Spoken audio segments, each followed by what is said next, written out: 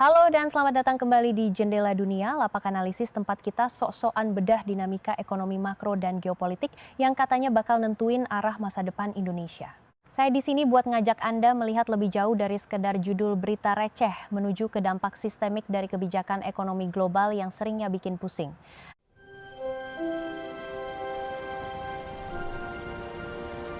Di episode kali ini kita bakal investigasi perkembangan yang katanya krusial banget. Komitmen strategis Rusia buat nyuplai minyak mentah dan liquefied petroleum gas alias LPG ke pasar Indonesia. Kelihatannya sih cuma transaksi dagang biasa di sektor energi biar kelihatan akrab. Tapi buat kita yang hobi mantau aliran duit dan stabilitas fiskal, manuver ini memicu pertanyaan makroekonomi yang mendasar banget. Ini beneran peluang emas buat ngamanin energi nasional di tengah dunia yang lagi kacau? Atau malah judi berisiko tinggi yang ujung-ujungnya cuma nambah beban geopolitik dan teknis di masa depan? Mari kita preteli anatomi dari kesepakatan energi ini. Buat rakyat jelata, berita soal negosiasi pasokan minyak dari belahan bumi utara mungkin kerasa jauh banget dari kenyataan hidup sehari-hari yang udah susah. Tapi dari kacamata ekonomi makro, nggak ada komoditas yang efeknya secepat dan seluas energi fosil. Kesepakatan sama Rusia ini sebenarnya bukan cuma wacana politik luar negeri yang keren-kerenan. Ini adalah instrumen yang bakal nentuin seberapa mahal biaya hidup jutaan rumah tangga di Indonesia.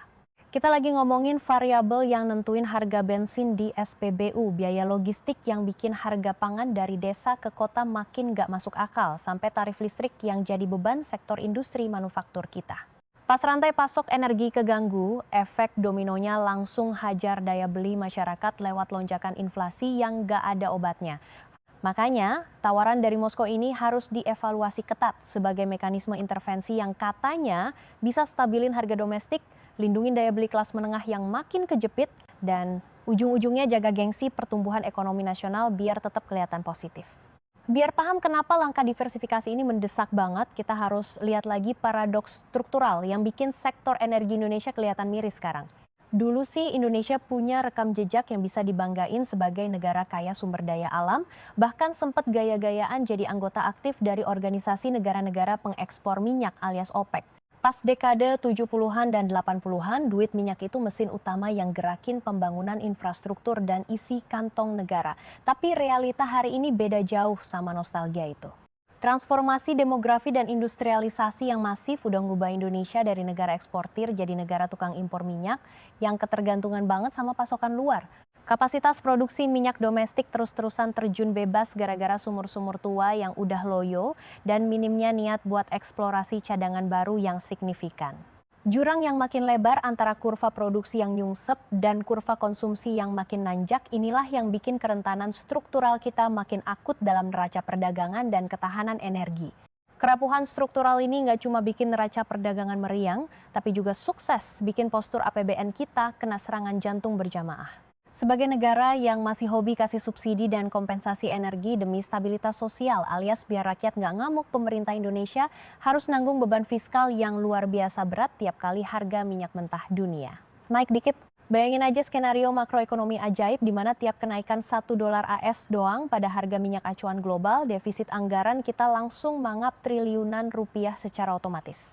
Duit yang harusnya bisa dipakai buat belanja produktif kayak bangun infrastruktur beneran, ningkatin kualitas sekolah, atau program pengentasan kemiskinan, malah terpaksa dialihin atau dibakar gitu aja cuma buat nahan harga BBM di level konsumen biar nggak meledak. Ketergantungan akut sama impor dari wilayah yang hobi konflik geopolitik bikin APBN kita selalu di posisi defensif dan cuma bisa bereaksi kayak pemadam kebakaran. Inilah biang kerok yang maksa para petinggi di Jakarta pusing 7 keliling nyari jalan keluar yang katanya radikal. Pas banget di saat Jakarta lagi panik nyari cara buat ngurangin beban dompet negara dan pengen lepas dari ketergantungan supplier lama, Rusia tiba-tiba muncul di panggung diplomasi energi bawa tawaran yang susah banget buat ditolak. Gara-gara pergeseran peta kekuatan dunia dan sanksi ekonomi dari Barat, Moskow terpaksa putar otak besar-besaran, mindahin fokus jualan energinya dari pasar Eropa ke pasar Asia yang lagi lapar-laparnya. Di momen inilah Rusia nawarin minyak mentah sama LPG ke Indonesia, lengkap dengan iming-iming diskon harga yang jauh lebih menggiurkan dibanding harga pasar internasional. Kalau lihat di atas kertas sih tawaran ini kedengerannya kayak solusi yang sangat elegan. Indonesia butuh energi murah melimpah buat nopang ekonomi, sementara Rusia butuh setoran duit baru dan lapak jualan yang stabil di kawasan Indo-Pasifik. Tapi ya namanya juga politik internasional, kita semua tahu nggak ada yang namanya diskonan tanpa ada kerumitan tersembunyi di baliknya. Mari kita preteli lebih dalam soal isi perut permintaan energi domestik Indonesia yang jadi alasan utama kenapa kita sampai segitunya nyari pasokan alternatif ini. Kita lagi ngelihat ekonomi yang katanya bakal terus melesat, didorong sama bonus demografi dengan populasi kelas menengah yang makin hari makin bengkak. Pertumbuhan ekonomi model begini emang dasarnya haus energi. Tiap ada pabrik baru yang berdiri, tiap jalan tol baru yang diresmiin, dan tiap kendaraan baru yang turun ke jalan, semuanya kompak nyumbang lonjakan konsumsi energi nasional. Urbanisasi besar-besaran juga ngerubah gaya hidup orang, dari yang tadinya pakai bahan bakar tradisional sekarang pindah ke energi komersial yang lebih praktis kayak LPG dan listrik yang ujung-ujungnya masih hasil ngebakar fosil juga. Pertumbuhan permintaan yang gila-gilaan ini emang indikator ekonomi lagi hidup, tapi sekaligus jadi bom waktu kalau nggak diimbangin sama strategi pasokan yang beneran kuat. Kita nggak bisa cuma ngandelin gaya bisnis kayak biasanya kalau mau nyelamatin urusan energi buat ratusan juta orang. Beda jauh sama kurva permintaan yang makin rakus, sisi penawaran dalam negeri malah makin mengenaskan. Sektor hulu migas Indonesia sudah mati suri secara struktural selama lebih dari 2 dekade. Target lifting minyak nasional di APBN itu cuma jadi pajangan yang hobi meleset dari kenyataan. Kenapa hal ini bisa terjadi? Ya karena sebagian besar ladang minyak utama kita itu barang antik alias lapangan tua yang produksinya merosot alami secara brutal. Sementara itu iklim investasi di sektor hulu migas sering dianggap kalah saing sama tetangga, ribet sama birokrasi, aturan yang mentela-mencel, dan risiko eksplorasi laut dalam yang butuh modal raksasa, tapi hasilnya belum tentu ada. Jurang struktural antara produksi yang makin tipis dan konsumsi yang meroket inilah yang memaksa Indonesia jadi pengimpor neto yang nasibnya di ujung tanduk. Kita nggak punya lagi kemewahan buat cuma duduk manis. Kita harus proaktif cari sumber energi baru di pasar global buat nambal borok struktural ini.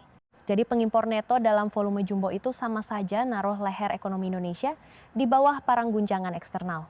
Pasar energi global itu ekosistem yang baperan dan reaktif banget. Ada ribut-ribut geopolitik di Timur Tengah, gangguan rute kapal di Laut Merah, atau negara produsen tiba-tiba berubah pikiran soal kuota produksi, harga minyak mentah dunia langsung terbang seketika. Buat Indonesia, ini artinya kita lagi rajin impor penyakit inflasi dari luar negeri? Skema transmisinya sangat langsung, pas harga minyak dunia meroket, biaya impor energi yang dibayar pakai dolar bakal makin bengkak. Ini nggak cuma nguras cadangan devisa Bank Indonesia, tapi juga bikin nilai tukar rupiah makin loyo, nggak berdaya. Rupiah yang melemah bikin semua barang impor lainnya ikutan mahal, menciptakan lingkaran setan inflasi yang sukses menggerus daya beli rakyat luas. Inilah lingkaran setan makroekonomi yang coba diputus pemerintah lewat strategi diversifikasi pasokan. Penting buat kita bedah gimana cara transmisi inflasi ini mencekik kita di lapangan. Bayangkan ada lonjakan harga minyak global yang maksa pemerintah naikin harga BBM subsidi. Dan efek ronde pertamanya bakal langsung kelihatan di indeks harga konsumen sektor transportasi. Biaya logistik antar pulau dan distribusi darat bakal melonjak nggak keruan. Terus, efek ronde keduanya bakal merembet ke harga bahan pokok. Beras, cabai, dan sayuran yang diangkut ke pasar kota harganya bakal makin gak ngotak gara-gara ongkos angkut naik. Buat rakyat kecil yang duitnya habis cuma buat makan, inflasi ini kayak pajak siluman yang kejamnya minta ampun.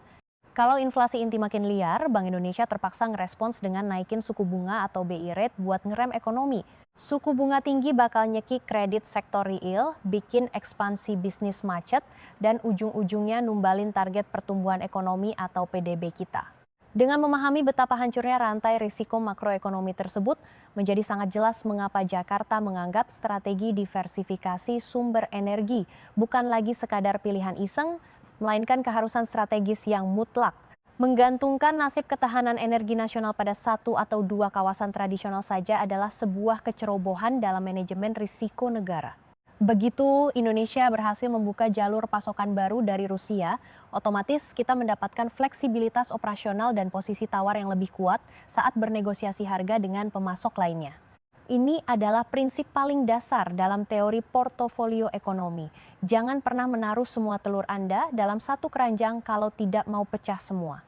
Dengan mendiversifikasi titik asal impor energi, Indonesia sedang membangun tameng peredam kejut makroekonomi. Tujuannya adalah untuk meminimalisasi labilnya pasokan dan harga, sehingga para perencana ekonomi, pelaku industri, dan masyarakat luas tidak perlu pusing tujuh keliling saat menyusun kalkulasi bisnis dan pengeluaran rumah tangga di tengah kondisi global yang makin tidak terprediksi. Sekarang mari kita bedah secara spesifik apa isi dari tawaran minyak mentah Rusia ini. Setelah negara-negara G7 sok-sokan memberlakukan batas harga, minyak mentah andalan Rusia seperti jenis Urals atau Sokol seringkali diobral di pasar global dengan diskon yang cukup menggiurkan di bawah harga acuan Brent. Dari perspektif logika dagang yang murni, kemampuan untuk mendapatkan bahan baku energi dengan harga yang jauh lebih miring adalah insentif yang sangat rasional bagi perusahaan minyak nasional manapun, termasuk Pertamina.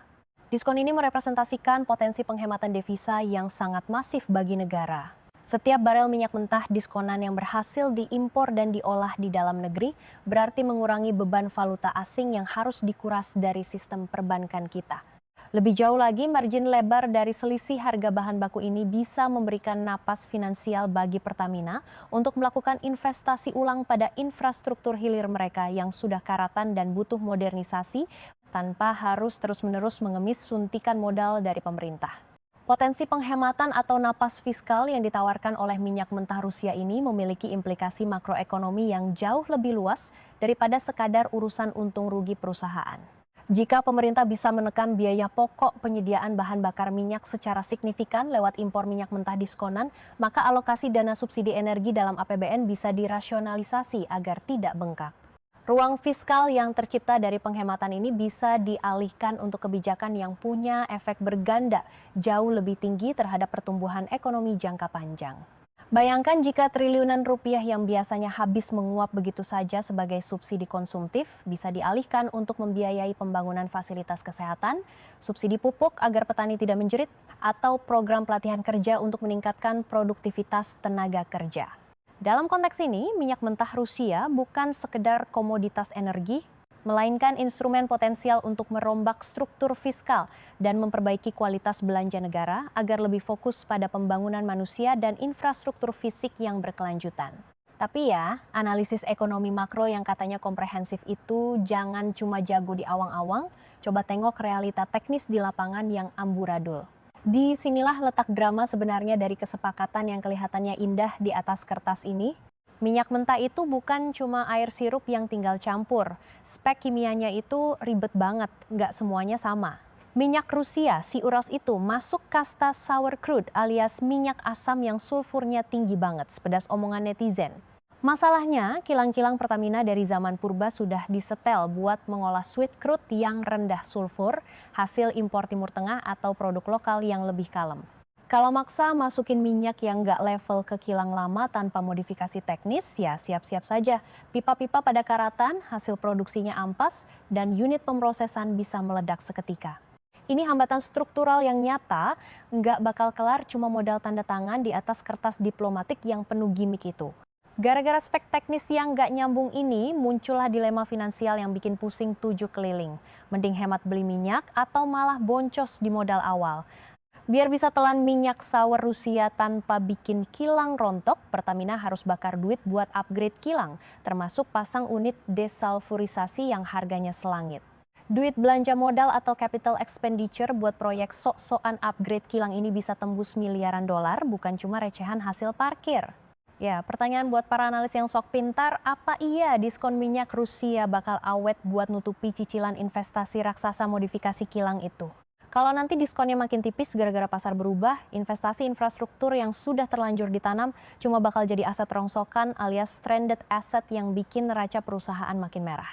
Hitung-hitungan return on investment atau ROI inilah yang jadi penentu, apakah beli minyak Rusia itu beneran cuan atau cuma sekedar halu ekonomi.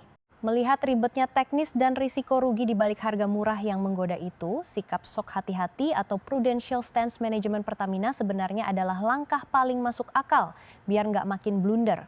Namanya juga badan usaha milik negara yang katanya memegang nasib energi bangsa, Pertamina nggak boleh asal ambil keputusan cuma gara-gara diskon receh jangka pendek atau tekanan politik dari atas. Mereka harus bikin uji tuntas atau due diligence yang beneran teliti, mulai dari cek fisik kilang, hitung-hitungan duit jangka panjang, sampai mitigasi risiko hukum internasional biar nggak kena sanksi. Mau beli minyak Rusia itu harus pakai logika ekonomi yang dingin dan tega. Pastikan total biaya kepemilikan atau total cost of ownership dari harga beli sampai biaya modifikasi kilang beneran kasih untung buat negara, bukan malah buntung.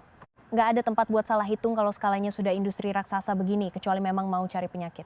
Mari kita geser obrolan sok intelek soal analisis makroekonomi dari minyak mentah ke komoditas yang efeknya jauh lebih nyenggol dan bikin baper dompet rakyat jelata.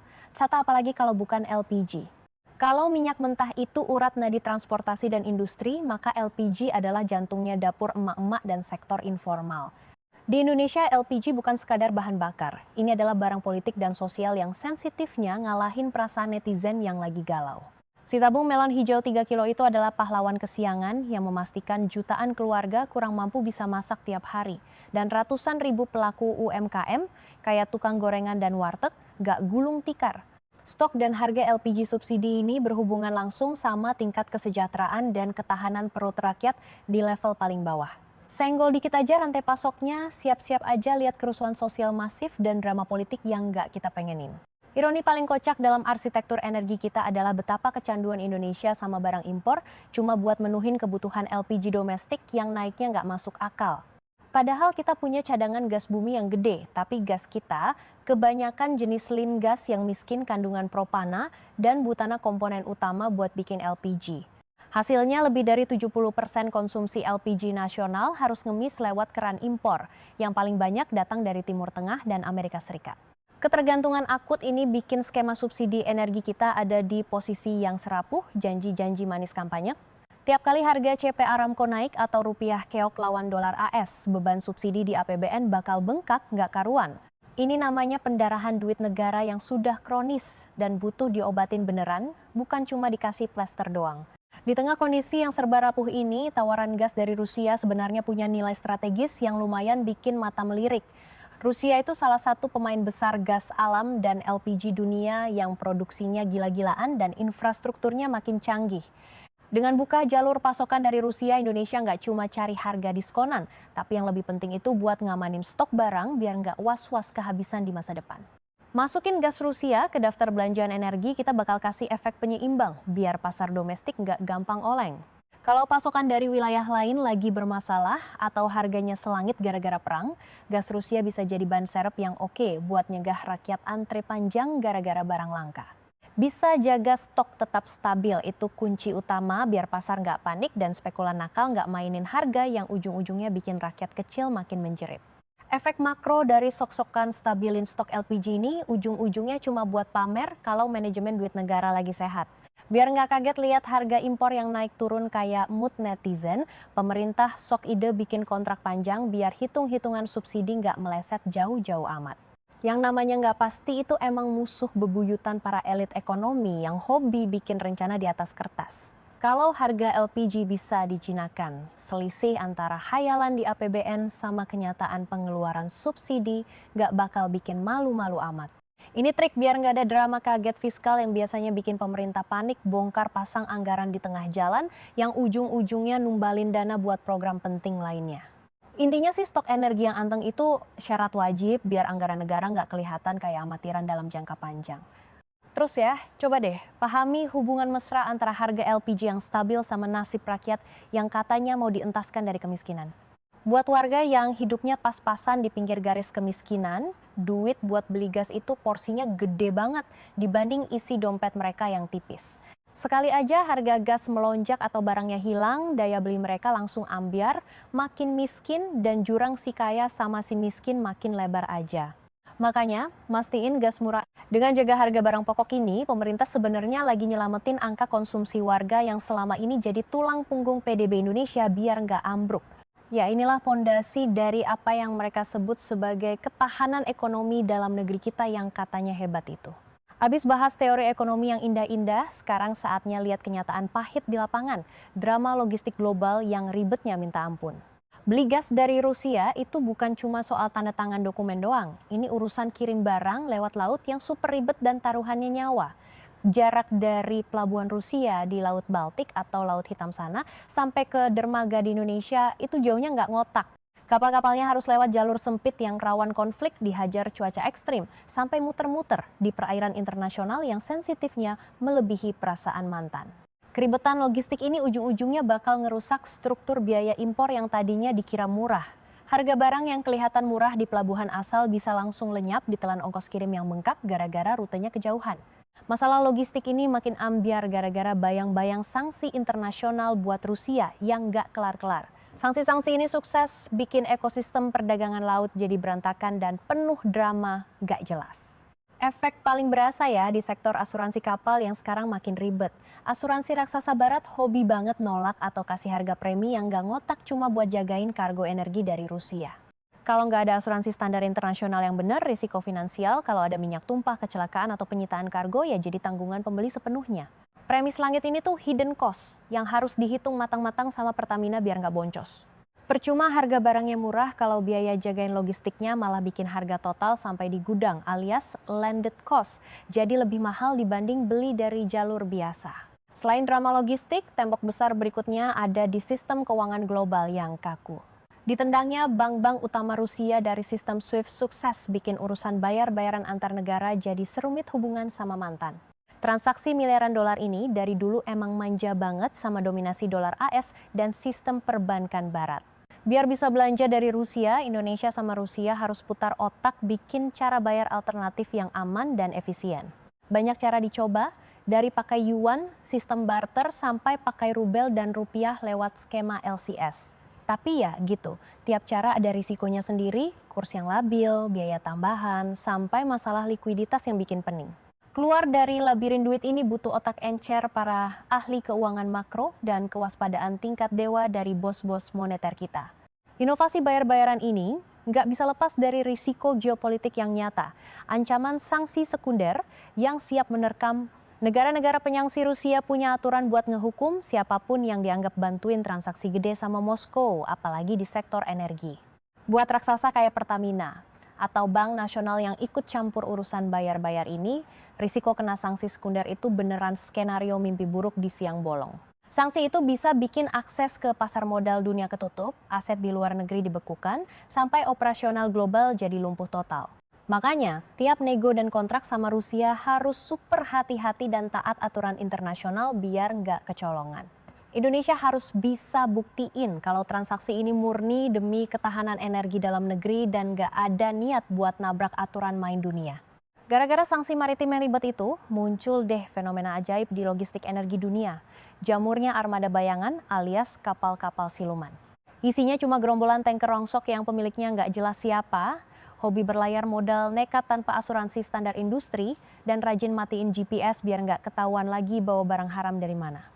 Emang sih kapal-kapal ini bikin minyak Rusia tetap lancar jaya, tapi buat negara yang beli ini sih namanya cari penyakit buat operasional sama reputasi yang masif banget. Kalau Indonesia sampai kepaksa pakai jasa kapal zombie ini buat impor energi, selamat deh. Kita lagi naruh Laut Nusantara sama pelabuhan kita di ujung tanduk bencana lingkungan yang nggak terhitung gara-gara risiko minyak tumpah dari kapal kaleng kerupuk itu. Belum lagi kalau main di zona abu-abu hukum internasional begini, siap-siap aja kredibilitas Pertamina hancur lebur di depan mitra bisnis sama investor global. Ini sih namanya nekat nurunin standar yang sangat berbahaya. Ngelihat tumpukan risiko teknis, logistik, finansial, sampai geopolitik yang ruwetnya minta ampun, manajemen pasokan energi kita dituntut buat nggak cuma bengong, tapi harus jago main strategi lindung nilai alias hedging yang beneran niat. Indonesia kudu pintar campur-campur antara kontrak jangka panjang biar stok aman sama belanja di pasar spot biar dapat harga yang lebih luas. Kita juga harus sebar lokasi serah terima barang dan punya rencana cadangan kalau tiba-tiba rute laut utama kena macet atau masalah. Suksesnya deal energi sama Rusia ini ujung-ujungnya bukan cuma soal seberapa murah harga di atas kertas, tapi seberapa kuat Pertamina sama pemerintah bikin benteng manajemen risiko buat jagain minyak dari sumur di Siberia sampai masuk ke tangki kilang kita sendiri. Langkah pertama yang paling penting ya, bangun cadangan penyangga energi nasional atau Strategic Petroleum Reserve, bukan cuma numpuk janji. Negara-negara maju itu sudah punya stok minyak cadangan yang bisa buat hidup berbulan-bulan tanpa perlu impor lagi kalau ada apa-apa. Minyak murah dari Rusia ini harusnya jadi kesempatan emas buat mulai ngisi tangki-tangki cadangan strategis kita, bukannya malah habis nggak berbekas. Peluang aslinya itu ada di gimana cara kita ngerayu raksasa energi Rusia, kayak Rosneft, Lukoil, atau Zarubezhnev biar mau naruh modal sama teknologi canggih mereka di sini. Proyek kilang New Grassroots di Tuban yang bawa-bawa konsorsium Pertamina sama Rosneft itu katanya sih contoh blueprint paling ideal buat strategi gaya-gayaan begini. Investasi patungan kayak gini nggak cuma buat mastiin stok bahan baku aman dari mitra, tapi yang lebih penting ya biar ada nilai tambah industri di dalam negeri, nyerap puluhan ribu tenaga kerja lokal, dan ngurangin hobi kita impor BBM jadi yang harganya selangit itu. Kemitraan strategis sama pemain global ini harusnya jadi kesempatan emas buat insinyur sama teknisi kita buat nyontek ilmu teknis mutakhir, cara kerja paling oke, sampai standar keselamatan tingkat dunia. Upgrade skill SDM atau capacity building ini katanya investasi makroekonomi yang nggak ternilai harganya. Ya kalau beneran kejadian sih. Dengan nguasain teknologi pengolahan yang ribet, kilang-kilang di Indonesia bakal punya fleksibilitas buat ngolah macam-macam jenis minyak mentah dari seluruh dunia, nggak cuma terpaku sama satu jenis doang kayak orang lagi diet. Dalam istilah ekonomi makro yang keren, kita lagi bangun buffer atau bumper struktural yang kokoh buat ngelindungin ekonomi dari hantaman badai luar. Di masa depan, pas dunia kena krisis stok energi lagi, Indonesia nggak bakal lagi jadi pihak yang paling menderita. Kita bisa borong pasokan global pas harga lagi nyungsep buat menuhin tangki dan maksimalin kilang sendiri pas stok dunia lagi seret-seretnya. Kemampuan buat ngatur siklus naik turun komoditas ini ciri khas ekonomi yang udah dewasa dan mandiri. Transformasi struktural ini intinya cuma ganti identitas ekonomi Indonesia di panggung dunia. Dari yang tadinya cuma jadi price taker pasif yang manut didikte harga pasar, sekarang mau sok-sokan jadi manajer risiko energi yang proaktif dan punya posisi tawar. Para bandar energi global bakal melihat Indonesia bukan cuma sebagai pasar konsumen yang lagi kepepet butuh asupan, tapi sebagai mitra strategis yang punya banyak pilihan cadangan. Leverage ini bisa dipakai buat nego struktur harga jangka panjang yang lebih menguntungkan. Dampak dari jurus ketahanan energi ini nggak bakal berhenti di depan gerbang kilang minyak doang, ini bakal bikin efek domino atau multiplier efek yang katanya masif ke seluruh nadi ekonomi makro yang lagi megap-megap. Pasokan energi yang stabil, gampang ditebak, dan murah meriah adalah syarat wajib buat mimpi reindustrialisasi nasional yang entah kapan jadinya. Industri yang rakus energi kayak baja, semen, pupuk, dan petrokimia bakal dapat kepastian harga modal biar nggak kaget tiap bulan. Hal ini katanya bakal bikin barang ekspor kita makin laku di pasar global dan narik lebih banyak investor asing buat naruh duit di sektor real.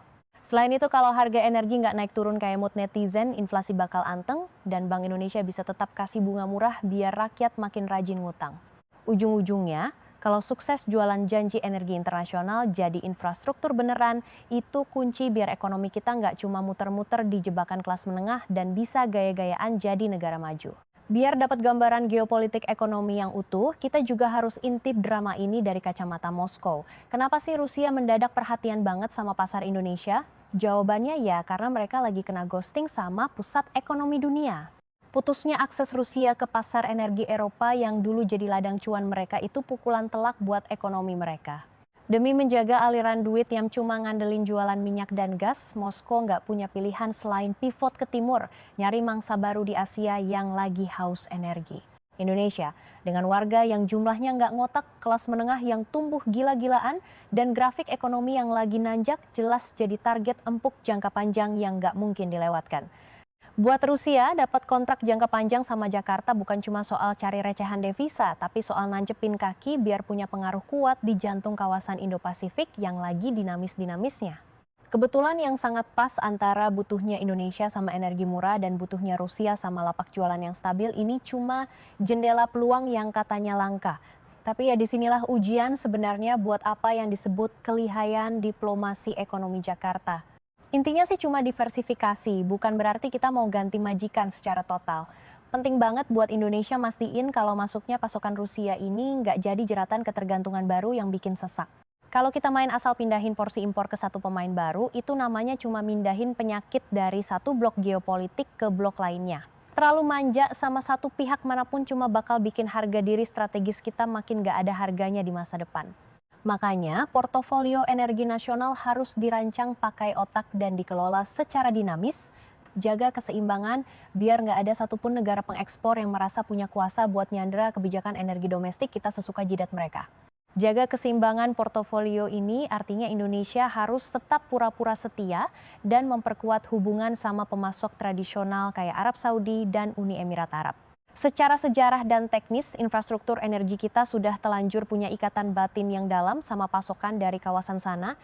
Ekosistem bisnis yang sudah dibangun puluhan tahun ini jangan sampai dibuang ke tempat sampah begitu saja cuma gara-gara ada yang baru. Strategi makroekonomi yang paling cerdas adalah pakai pasokan Rusia cuma sebagai alat buat nakut-nakutin atau leverage pas renegosiasi kontrak sama mitra Timur Tengah, biar dapat harga yang lebih masuk akal. Ini permainan keseimbangan yang butuh orkestrasi tingkat tinggi kalau memang mereka sanggup antara kementerian, BUMN, dan para diplomat kita di panggung dunia. Manuver gaya-gayaan diversifikasi energi ini sebenarnya cuma manifestasi paling nyata dari doktrin bebas aktif yang dipoles biar kelihatan keren di ranah geoekonomi abad ke-21. Bebas di sini artinya ya kemandirian strategis buat cari cuan sama negara manapun di dunia tanpa perlu dengerin ocehan atau tekanan dari blok geopolitik tertentu yang hobi ngatur.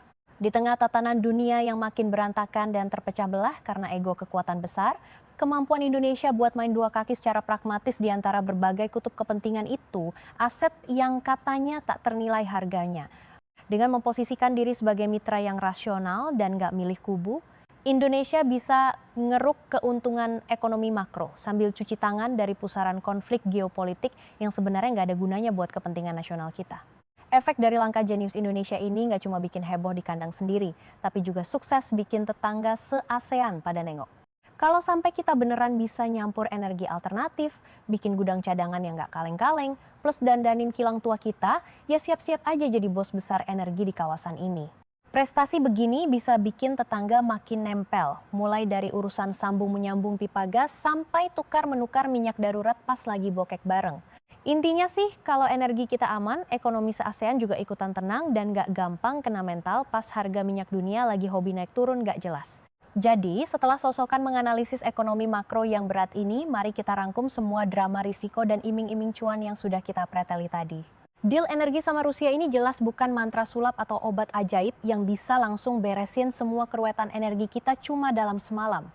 Masalah teknis kilang yang nggak cocok itu nyata, belum lagi ribetnya logistik yang kayak labirin, plus ranjau politik dunia yang bikin diplomat kita harus jalan jinjit biar nggak meledak.